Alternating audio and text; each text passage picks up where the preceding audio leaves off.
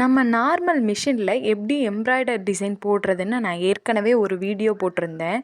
அதை பார்த்துட்டு நிறைய பேர் இல்லை இப்படியெல்லாம் போடவே முடியாது, நீங்கள் எம்ப்ராய்டரி மிஷினில் போட்டுட்டு எங்கள்கிட்ட வேறு மாதிரி காட்டுறீங்க அப்படின்னு சொல்லியிருந்தீங்க. உங்களுக்காக தான் அந்த வீடியோ.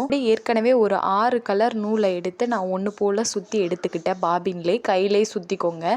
சுற்றிட்டு நீங்கள் பாபின் கேஸில் வந்து ஃபிக்ஸ் பண்ணிக்கோங்க. இந்த கேஸில் வந்து பாபினை வந்து ஃபிக்ஸ் பண்ணும்போது நூல் வந்து கொஞ்சம் லூஸாக இருக்கிற மாதிரி ஃபிக்ஸ் பண்ணிக்கோங்க. உங்களுக்கு டைட்டாக இருந்துச்சு அப்படின்னா நீங்கள் அந்த நட்டை வந்து லைட்டாக லூஸ் பண்ணி விட்டுக்கோங்க.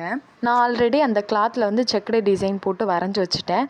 அதாவது லைனிங்கும் ஃபிக்ஸ் பண்ணி வச்சுக்கோங்க. சிங்கிள் கிளாத்தாக போட்டிங்க அப்படின்னா நம்மளுக்கு கொஞ்சம் துணி வந்து தைக்கும் போது இழுவை கொடுக்கும். அதனால் லைனிங் கிளாத் போட்டு ஜாயின் பண்ணிவிட்டு அதுக்கப்புறம் நீங்கள் அந்த எம்ப்ராய்டரி டிசைன் வந்து போட்டுக்கலாம். கிளாத்தில் நம்ம தைக்கும்போது கொஞ்சம் மெதுவாக தைங்க.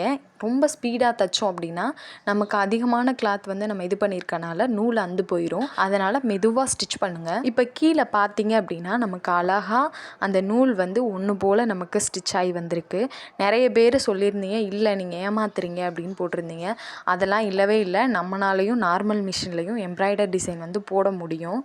இந்த மாதிரி நீங்கள் செக்குடு டிசைன் வரைஞ்சி ஸ்லீவுக்கு எண்டில் வந்து நீங்கள் இந்த டிசைன் கொடுத்தீங்கன்னா ரொம்பவே நீட் ஃபினிஷிங்காக இருக்கும். ஸ்லீவும் நமக்கு பார்க்க ரொம்பவே அழகாக இருக்கும். இந்த வீடியோ உங்களுக்கு பிடிச்சிருந்தா லைக் பண்ணுங்கள், ஷேர் பண்ணுங்கள், சப்ஸ்கிரைப் பண்ணுங்கள்.